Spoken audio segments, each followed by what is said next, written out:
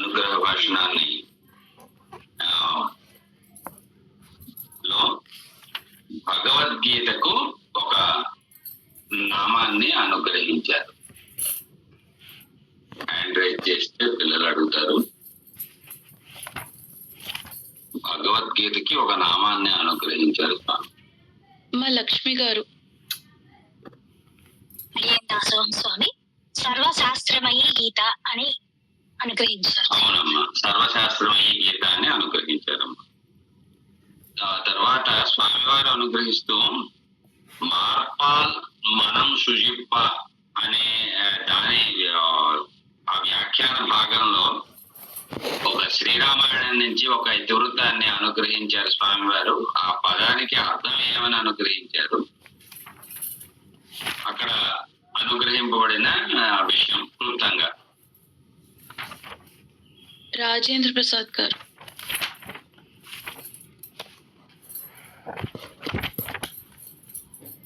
మాలంటే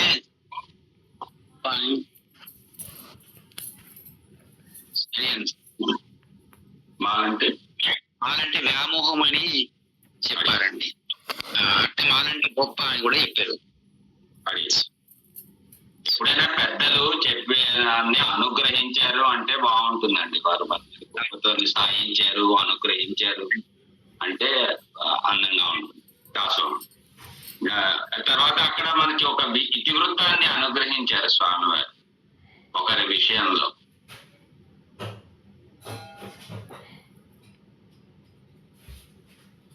మా సుబ్బలక్ష్మి గారు.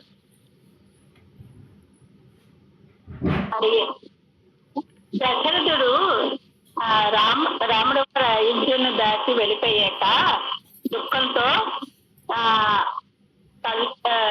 నేత్రములు కనిపించక కౌశల్య చేయిని పట్టుకున్నారు. అంటే ఆ విషయం నేత్రాలు పరిమాణతో పాటు వెళ్ళిపోయాయని అది అనుగ్రహించారు.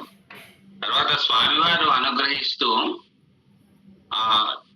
తిరువాయులో భగవద్ విషయంలో స్వామి నమ్మాళ్ళవారు 3 సందర్భాలలో మూర్చపోయారని అనుగ్రహించారు. అవి ఏమి?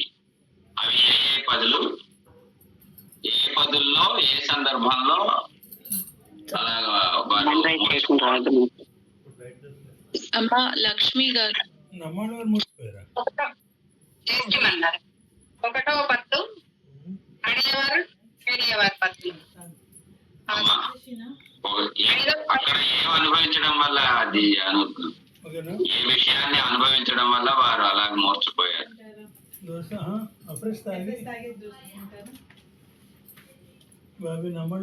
అమ్మా విజయలక్ష్మి గారు. అన్మ్యూట్ చేసుకోవాలమ్మా.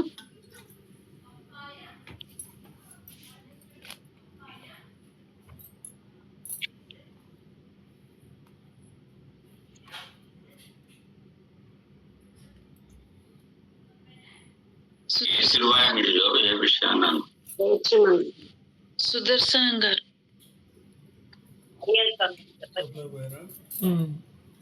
రెండో వాళ్ళకి ఛాన్స్ ఇవ్వండి. ఒకసారి చెప్పిన వాళ్ళు మరొకరికి ఛాన్స్ ఇవ్వండి. అన్మ్యూట్ చేసుకోవాలండి సుదర్శనం గారు. నాకు మూడో పదికం భక్తుడు అడిగేవారు తెలియని అనేది దామోదర బంధనం గురించి. తర్వాత 10వ పదికం విడందవారం వడందవారం అని దానిలోగా పెరుమాళ్ యొక్క అవతార రహస్యాన్ని గురించి. 8వ పదికంలో కంగల్ శివంత పెరియవా అని పెరుమాళ్ యొక్క విభూతి ఆయన కళ్ళు వికసించిన దాని గురించి అన్వయించి ఆయన మూర్ఛ చెందినట్టుగా దాసుడికి అర్థమైంది. అదే దివ్యమంగళ విగ్రహం అడి దాసం అడి కరెక్ట్. తర్వాత స్వామివారు అనుగ్రహిస్తూ 4వ ప్రశ్న, శ్రీసుకునికి నమ్మాళ్ళవార్లకు ఒక సామ్యాన్ని అనుగ్రహిస్తూ స్వామివారు అనుగ్రహించిన విషయమే. శ్రీసుకులు కూడా నమ్మాళ్ళవారు లాంటి వారే అని నమ్మాళ్ళవార్లు ఖండన్ విషయంలో అనుగ్రహించిన దానికి శ్రీసుకులు అనుగ్రహించిన దానికి ఒక సామ్యాన్ని అనుగ్రహించారు.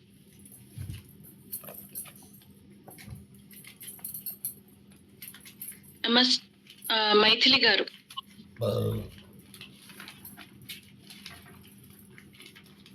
అన్మ్యూట్ చేసుకోవాలమ్మా మైథిలి గారు. మైక్ అన్మ్యూట్ చేసుకోవాలమ్మా. అడిగే దాసోహం ద్వి అష్టవర్గ ఇద్దరు కూడా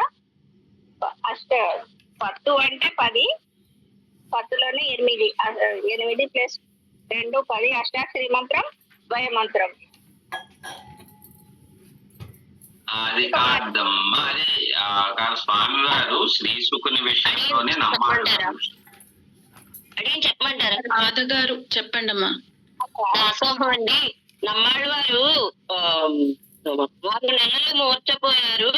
అలాగే శ్రీశుకులు రాధా అనే మాట వినిపించకుండా భాగవతం చెప్పారు. రాధా అన్న మాట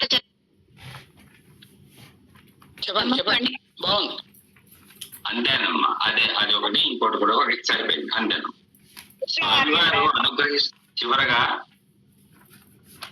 చివరగా నమ్మాళ్వార్లకు దీర్ఘ చింతయంతి అని ఎందుకు అని అంటారు అని స్వామివారు అనుగ్రహించారు. అమ్మ పద్మావతి గారు.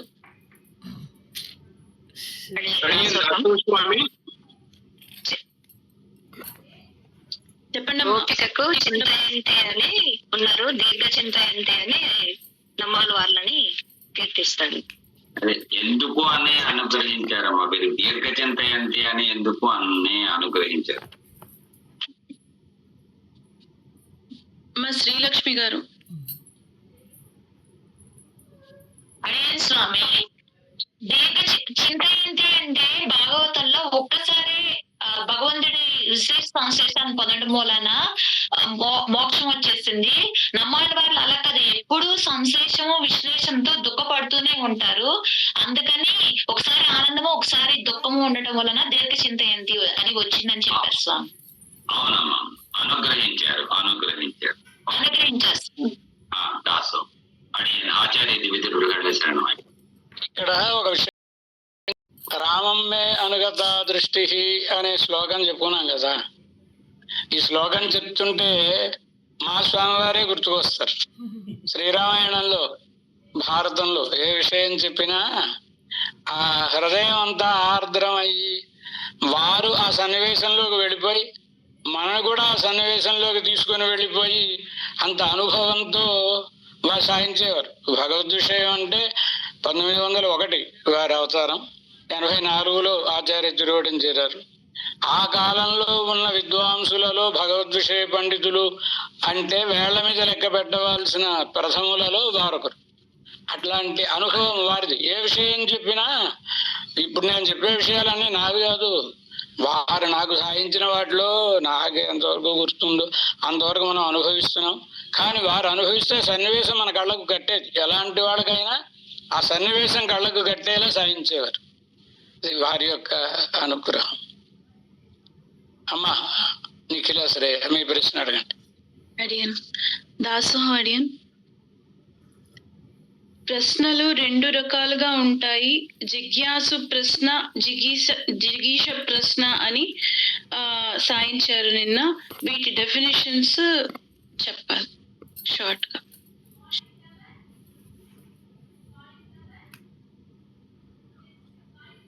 అరే దాసం అని చెప్పి ఒక్క నిమిషం అమ్మ షర్మిల రాణి గారు.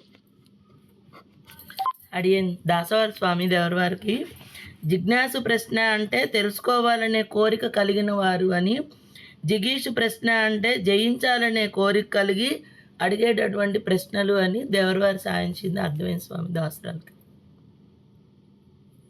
దాసవారి స్వామి అదే వాళ్ళు. అమ్మా మీ సమాధానం? అంతే అడియన్. జిజ్ఞాసు ప్రశ్న అంటే జ్ఞాతుమిచ్చా జిజ్ఞాస, అలాంటి కూడా రాసుకుని ఉంటే బాగుంటుంది. అలాగే జేతుమిచ్చా జిగీష. అది మళ్ళీ మనం రేపు అడియన్ దాసం. అడియన్